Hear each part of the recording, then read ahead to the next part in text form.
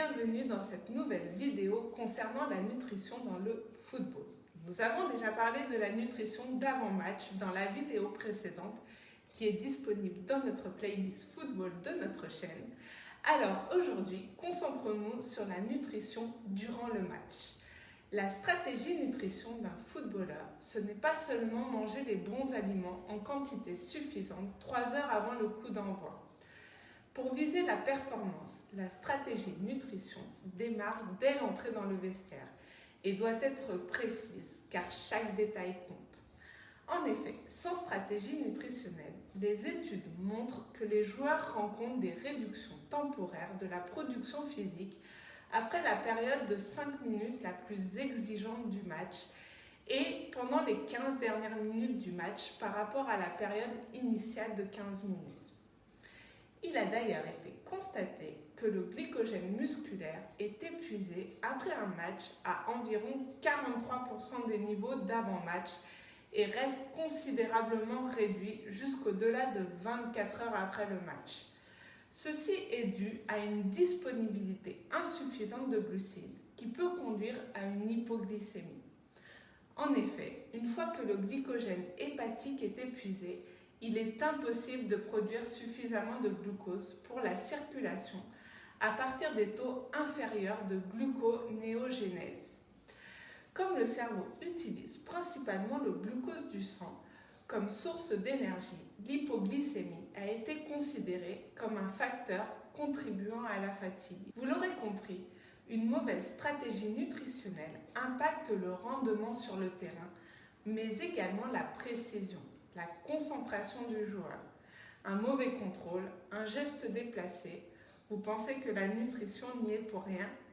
La lucidité d'un joueur se joue beaucoup dans ses réserves d'énergie et la fatigue développée pendant l'effort. Maintenant que nous avons dressé le tableau, il est temps de rentrer concrètement dans la stratégie.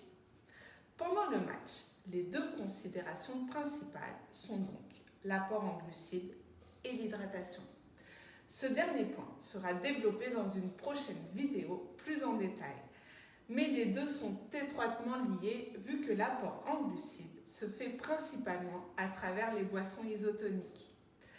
Concernant donc l'apport en glucides, les preuves de recherche montrent généralement des avantages de performance lors de la consommation de 30 à 60 g de glucides pendant l'exercice ou lorsque 60 g sont consommés avant chaque mi-temps. Par conséquent, il est recommandé de consommer 30 à 60 g de glucides après l'échauffement et à nouveau à la mi-temps pour respecter ces directives.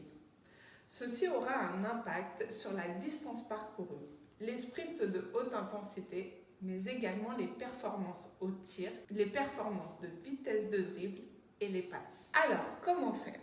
Je l'ai évoqué juste avant, cela peut se faire grâce à une boisson isotonique.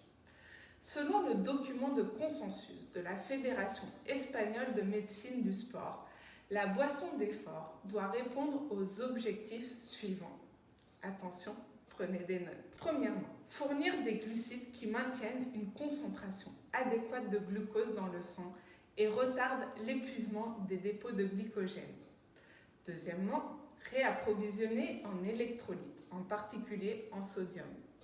Troisièmement, réapprovisionner en eau pour éviter la déshydratation. Le contenu recommandé par ce document est donc le suivant. C'est ici en fait qu'il faut prendre des notes.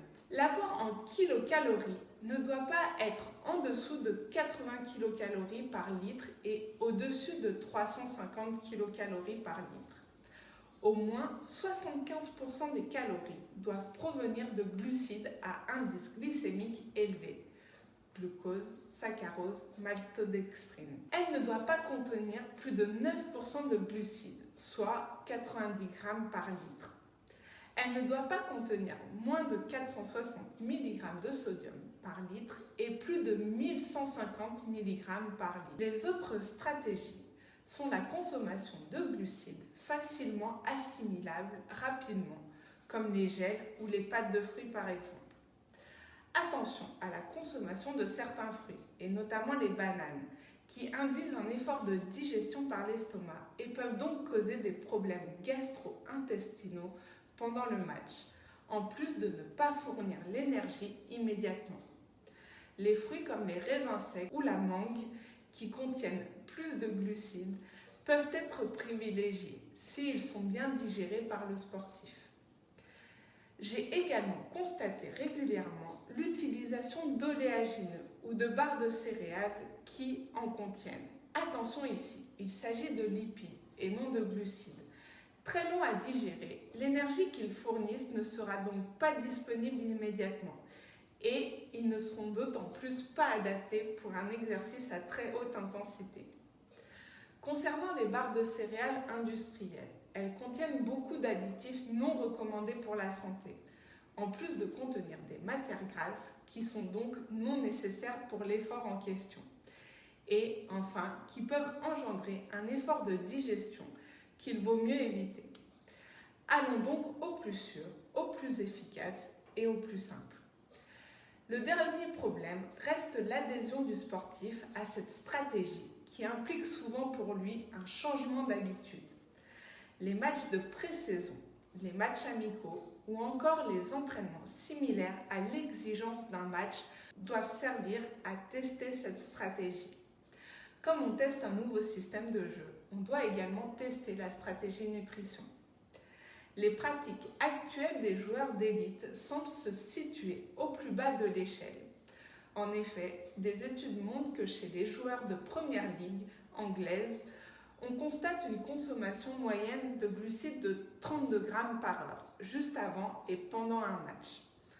On pense que cela peut être attribué aux règles du match, qui limitent la consommation à l'échauffement et au repos, ainsi qu'à la peur ou à l'expérience réelle de problèmes gastro-intestinaux pendant les matchs. Voici donc quelques éclairages utiles pour la stratégie nutrition pendant les matchs.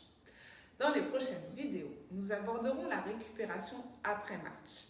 Concernant les compléments alimentaires, notamment la caféine pour le match, ainsi que l'hydratation, nous y reviendrons plus longuement également dans de prochaines vidéos.